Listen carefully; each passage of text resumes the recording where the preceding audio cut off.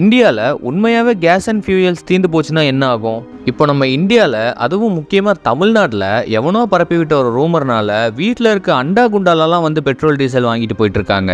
இது ஒரு ரூமர்ன்றதை தாண்டி இன்கேஸ் உண்மையாகவே ஃபியூயல் அண்ட் எல்பிஜி கேஸ் ரெண்டுமே காலி ஆயிடுச்சுன்னா என்னதான் ஆகும்? நம்ம இந்தியாவில் most of the transportation fuel பேஸ்டில் தான் இயங்கி வருது. கார், பஸ், பைக்குன்னு எல்லாமே ஸ்டாப் ஆகிரும். ஃபுட்ஸ், மெடிக்கல் ட்ரக்ஸ்னு எல்லாமே சேர்த்து தான். டீசலில் ஓடக்கூடிய ட்ரெயின்ஸ் எல்லாமே ஸ்டாப் ஆகிரும். அக்ரிகல்ச்சர் பெரிய அளவுக்கு பாதிக்கப்படும். ஏன்னா டிராக்டர்ஸ் அண்ட் ஹார்வெஸ்டர்ஸ் ஓட கண்டிப்பா பெட்ரோல் டீசல் அவசியமானது.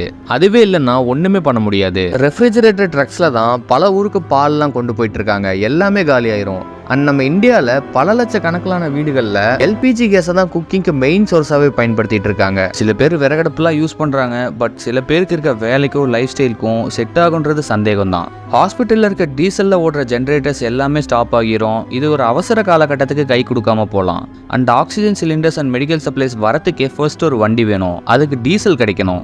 அண்ட் ஓவரால் எக்கானமியே அப்படியே டவுன் ஆக ஆரம்பிச்சிடும். ஏன்னா இண்டஸ்ட்ரீஸ்க்கு முக்கியமான ஒன்றே டிரான்ஸ்போர்ட்டேஷன்ஸ் தான்.